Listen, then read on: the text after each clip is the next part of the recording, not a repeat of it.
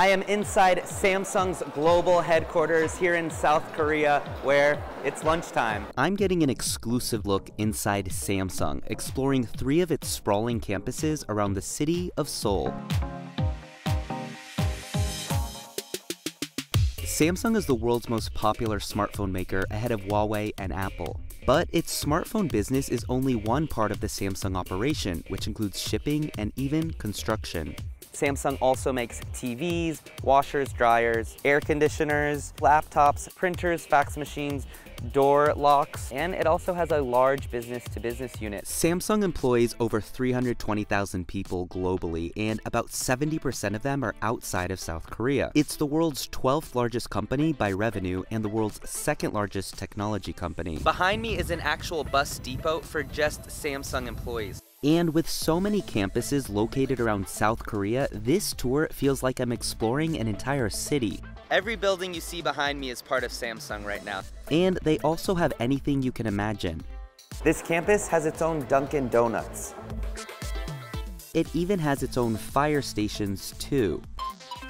My first stop is Samsung Digital City. At 346 acres, that makes it over 3 times the size of the Vatican City. It's home to its consumer electronics business that includes everything from phones to TVs and microwaves.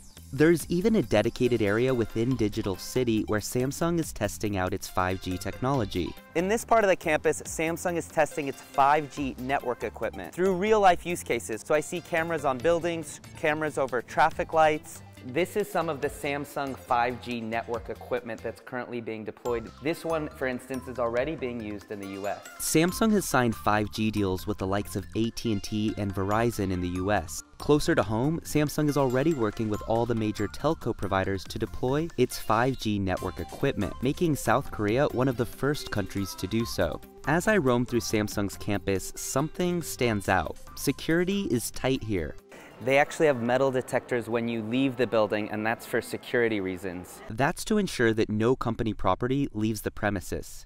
Next, I head to C-Lab, or Samsung's Creative Lab. It's an in-house incubation program that lets employees pitch and work on their ideas without having to worry about their day jobs. A number of products have come out of C-Lab, including an on-demand 3D printer, a smart belt. Successful projects are either absorbed in-house or spun off into external startups, with Samsung retaining a small stake in the companies. Every campus has its own gym facility. It's quite huge. I'm told that it really peaks and gets crowded around 6 p.m. This even has its own running track. There's a fast lane and there's a slow lane, which goes around the entire perimeter of the gym. What's really interesting is you can even borrow gym clothes, so you don't even need to bring your own clothes. It's almost lunchtime, so I'm gonna take a break from this tour and have some lunch. This is today's lunch menu behind me. I see a lot of different cuisines. I think that I've found the most popular station here in the cafeteria. I'm gonna try some Korean noodles over at this station here. Sorry. This looks like a lot of food, but they have a system where if you choose a brown tray, that means you want more food. If you choose a green tray, that means you want less food. So I didn't know, but I'm secretly happy I chose this tray. Lunch is completely free here on campus. There's no cash registers or anything. And the cafeterias are open for breakfast, lunch, and dinner. There is a rice station. Instead of your usual condiments like ketchup and mustard, you've got kimchi. That is a lot of kimchi. I just noticed that a lot of the columns have letters on them so that you can easily find your friends and that you could sit with them. Okay, see, we don't need an app for everything. If you have a big deadline and you can't enjoy a sit-down lunch, well, this is the takeout section where you just grab and go. As you leave the cafeteria, there's this hallway where you can have a glass of water and freshen up before you go back to work. I guess I should freshen up as well.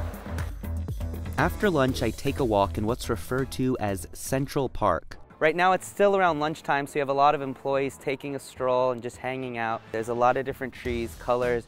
There's random classical music playing in certain parts of the park.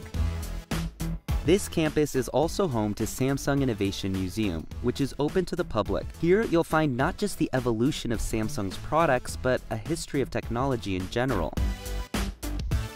Next, I head to another campus called Samsung Nano City. It's home of Samsung's semiconductor division.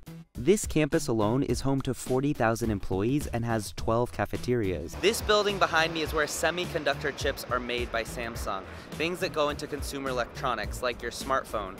Last year, Samsung became the world's largest chip maker by revenue. According to reports, for every $1,000 iPhone X that Apple sold, Samsung made $110 through its chips in the phone. These are the buildings of Samsung's Research and Development Center for its microchips. There's 14,000 employees working in these 3 buildings, but because it's so secretive, well, I don't have any access beyond this lobby. I'm ending the tour at Samsung's R&D campus. It's about a 45-minute drive from Nano City. Here is where a lot of the design work is done. Samsung says about 1/5 of its global workforce is dedicated to research and development. That's more than 65,000 people. To encourage creativity, there's a library where designers and employees can come to brainstorm and find inspiration. My last stop is at what's called Samsung Sound Lab. It has everything from music equipment to voice booths, where they record voices of Samsung's smartphone virtual assistant, Bixby.